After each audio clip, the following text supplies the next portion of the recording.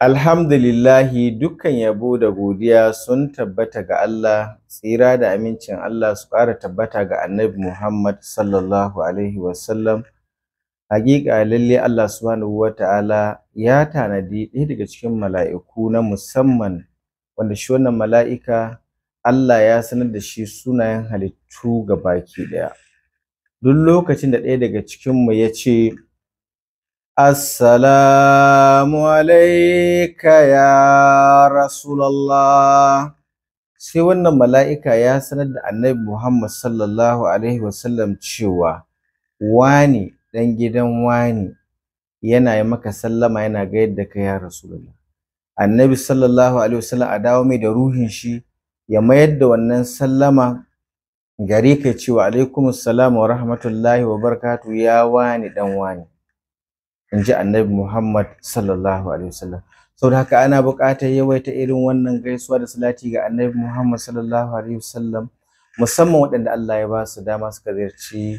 garin Madina, da kuma duk lokacin da Allah ya baka iko kai irin wannan sallama, ka sani sai mala'ika ɗinnan na musamman ya sanar da manzo Allah cewa kai wani ɗan wani kana yi mai sallama, kana gayar da shi, kuma Annabi sallallahu alaihi wasallam zai dawo maka da wannan sallama da ambaton sunanka. Wannan ba ƙaramin al'amari ba ne.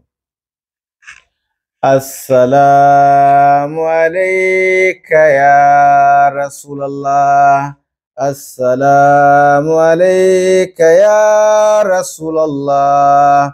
assalamu alaika ya Rasulallah,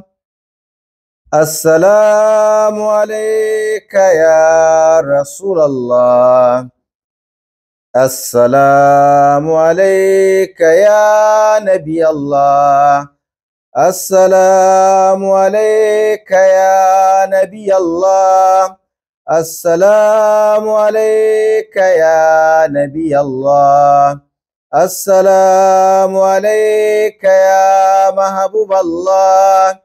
assalamu alaika ya Mahbub Allah, assalamu alaika ya Mahbub Allah, assalamu alaika Muhammadur Rasulullah sallallahu alaihi wasallam.